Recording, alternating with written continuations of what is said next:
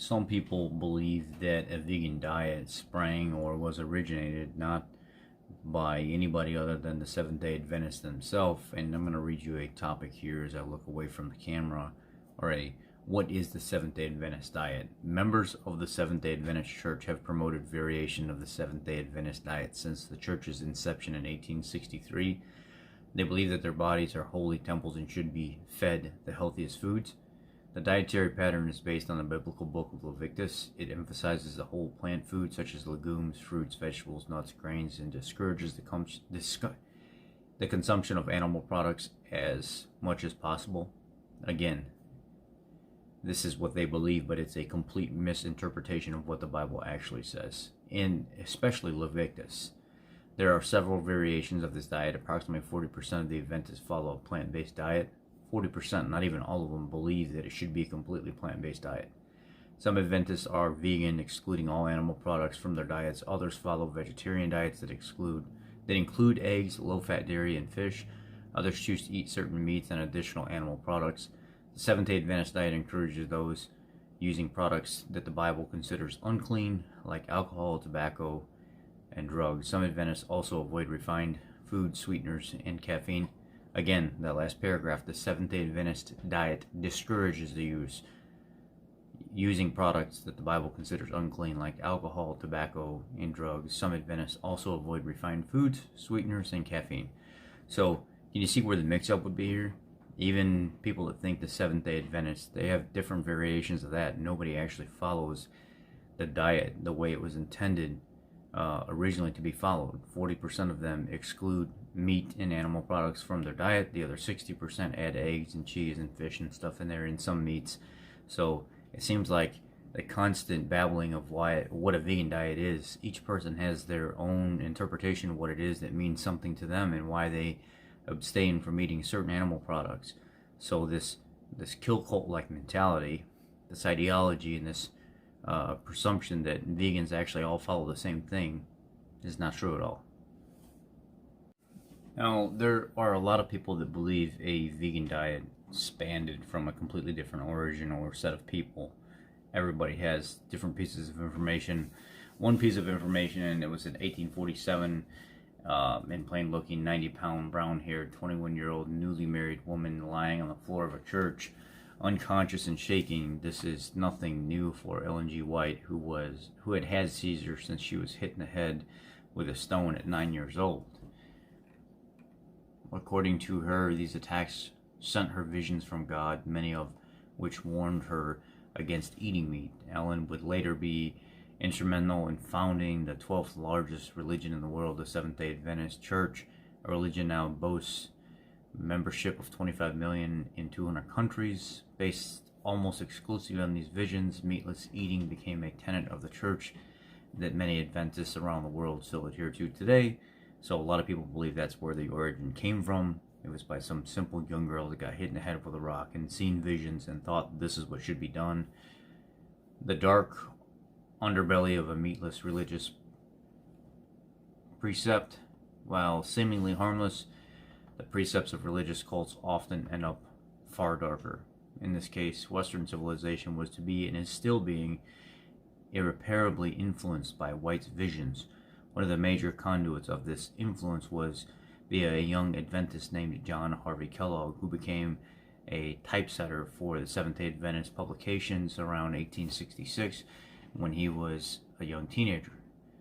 The young man's mind was so deeply influenced by the church publications on health, chastity, and purity that he became a doctor and later ran for the Adventist Hospital, the Battle Creek Sanitarium, in order to advance that cause, advance the church tenets. He most certainly did, after brutalizing young boys who masturbated through circumcisions as punishment, pouring carbolic acid on girls' clitorises for suturing the foreskin or the tip of the boys' penises to prevent erections. He went one step further and invented what he hoped would be a form of chemical castration, Kellogg's cornflakes. This isn't some conspiracy that people against vegans or the church made up. These are remedies for masturbation and impure thoughts outlined by Kellogg's own book, Plain Facts for Old and Young. In Kellogg's book, he wrote, "A remedy for masturbation, which is almost always successful in small boys, is circumcision, especially when there is a degree of phimosis. The operation should be performed by a surgeon without administering anesthetic, as the pain attending the operation will have a salutary effect upon the mind, especially if it would be connected with the idea of punishment. Bland, plant-based, non-stimulating food was one of the core tenets of furthering a life without lust, which later became Kellogg's cereal giant we know today. The good doctor should know what works, since he reportedly never consummated his marriage, preferring to adopt rather than give in to lustful thoughts. When Kellogg wasn't torturing children and inventing forms of chemical castration in the guise of health foods, he used profits from hobbling the populace through poor nutrition to fund eugenics organizations and white supremacist groups."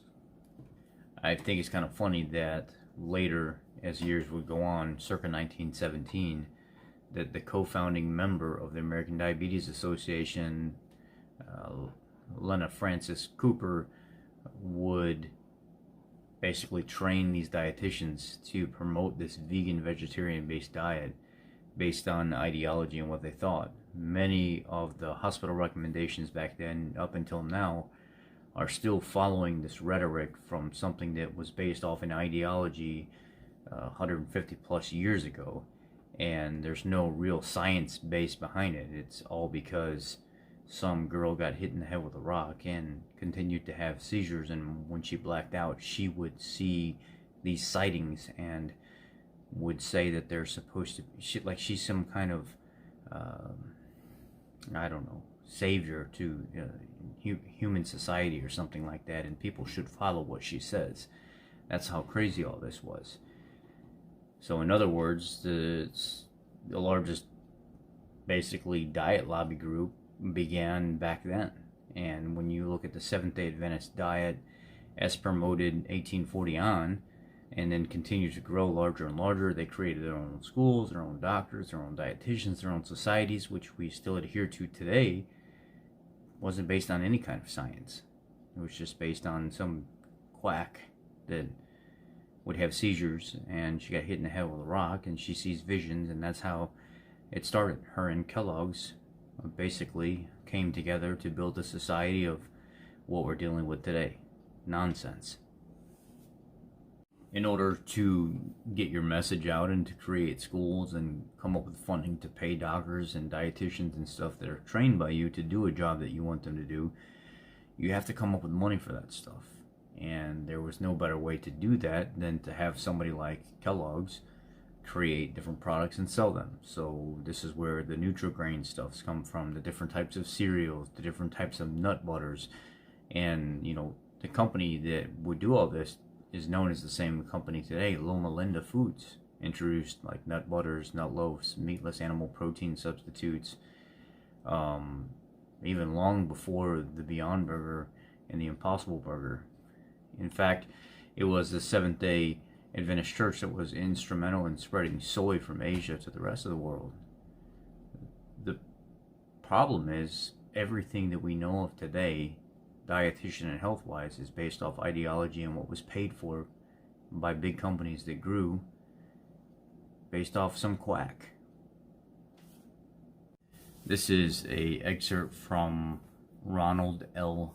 Number's book, Right Living, an Anglo-American tradition of self-help, medicine, and hygiene. From the time that Graham's book appeared, the subject of sex played a highly visible role in health reform literature. William A. Alcott, Mary Gove, Samuel Gregory, Russell T. Trail, James Kellogg Jackson all discussed the dangers of what they regarded as excessive or abnormal sexual activities, particularly masturbation, which they believed caused a frightening array of pathological conditions ranging from dyspepsia and consumption of insanity and loss of spirituality. In the mid-1830s, Samuel B. Woodward, the superintendent of the Worcester Lunatic Asylum in Massachusetts, began drawing attention to the growing number of young people made mad by masturbation. By carefully couching their appeal in humanitarian terms, such writers sought to avoid offending the sensibilities of a prudish public. Together they launched a moral crusade against what Jackson called the great crying sin of our time, visions of sex.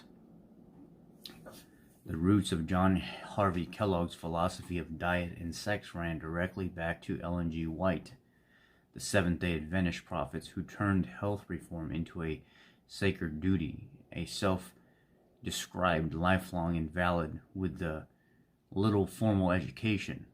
White early on became obsessed with religion, especially after she and her family embraced William Miller's predictions about the end of the world in the early 1840s. Shortly after the Millerites' great disappointment on October 22, 1844, when Christ failed to return to earth.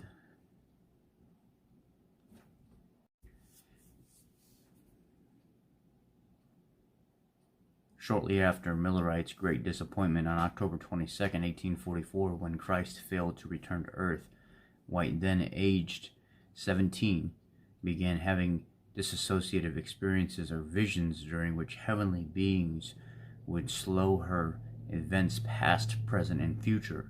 Her vision-based testimony served in conjunction with the Bible as the intellectual foundation and behavioral guide for her followers, who by the early 1860s numbered were about 3,500 and were calling themselves the Seventh-day Adventists. White, somewhat disingenuously liked to date her discovery of health reform to a vision in June 1863, during which God showed her the evils of medicinal drugs, alcohol, tobacco, tea, coffee, meat, spices, fashionable dress, and sex, and the benefits of a twice-a-day vegetarian diet, generous use of water for drinking and bathing, fresh air, exercise, and generally abstinence lifestyle. Actually, she had known about the health reform movement for some time and had recently used the water treatments recommended by some of its leaders to save the lives of two of her sons.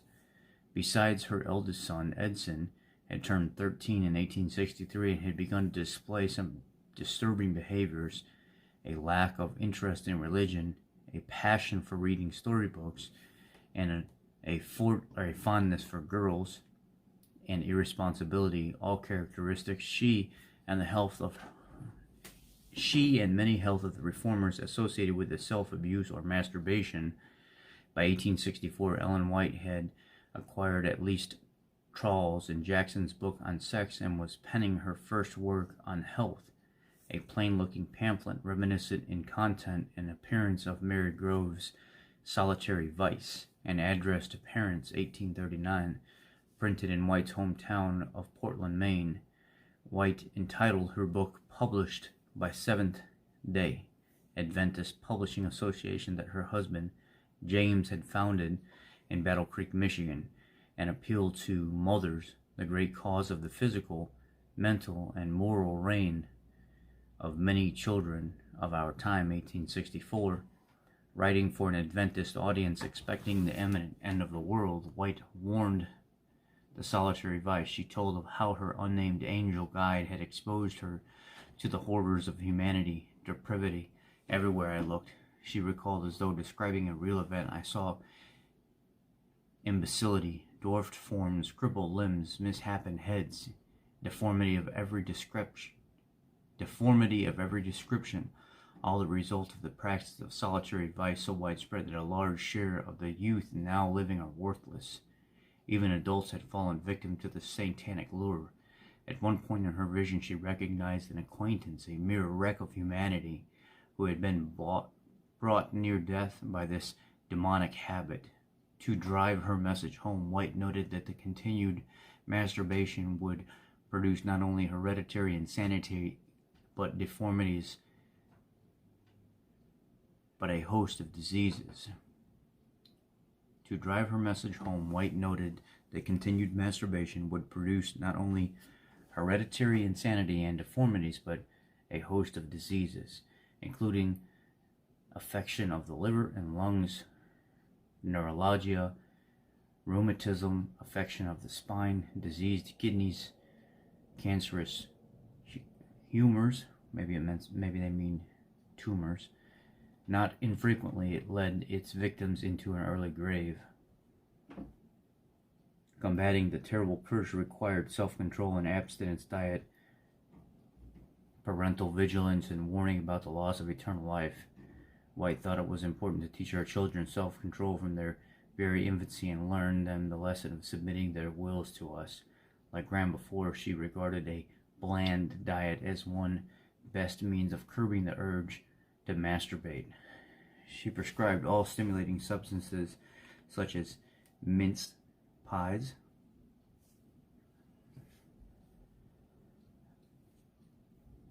cakes, preserves, and highly seasoned meats with gravies, since they created a feverish condition in the system and inflamed the animal's passions.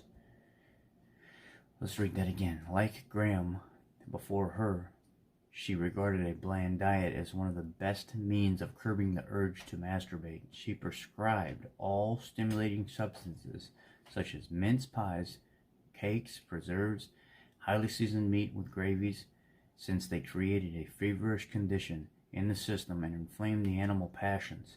In addition to guarding their children's diets, parents were to watch constantly for signs of self-abuse, absent-mindedness, irritability, forgetfulness, disobedience, ingratitude, impatience, disrespect for parental authority, and lack of candor, a strong desire to be with the opposite sex, and a diminished interest in spiritual things. If apprehended in the act, the children were to be told indulgence in this sin will destroy self-respect, nobleness of character will ruin health, morals, and its foul stain will blot from the soul true love for God and the beauty of holiness. White believed that special care would be taken to protect the young from contaminating influence of other children. As an adult, she had come to view a crippling-like childhood accident which had left her an invalid for years as a blessing in disguise, because it had preserved her innocence. Self-conscious about her intimate knowledge of masturbation, she insisted that she had grown up blissful ignorance of the secret vices of the young and had learned them only after marriage from the private deathbed confessions of some females. Perhaps she protested too much. From her own testimony, we know that about age 12, near the onset of puberty, she felt terribly guilty, unworthy, and sinful. Could these feelings have arisen from the first stirrings of adolescence, from sexual exploration of her own body, common to children her age? So I'm not going to read any more. I don't want to give up the entire book, but it's Right Living, an Anglo-American tradition of self-help, medicine, and hygiene. That's basically what it pulled up on ebooks on Google. Can you see where the craziness comes from here? These are normal feelings coming from a 12-year-old. They're starting to go through puberty. They're starting to experience different things. Their hormones are changing. They're looking at boys. They're feeling different ways. That's where you educate them. Hey, control yourself. In due time, you'll be able to do whatever you want as an adult, but right now, you ain't bringing no babies home. Relax, and as you get older, you'll figure out what to do with all this stuff, but right now is not the time to act on them. Mature into your body a little bit. Those feelings of lust and want and these odd feelings towards boys when you see them, that's completely normal. But to a vegan, to a Seventh-day Adventist, to a ideology-based movement, this is what some of it has expanded from.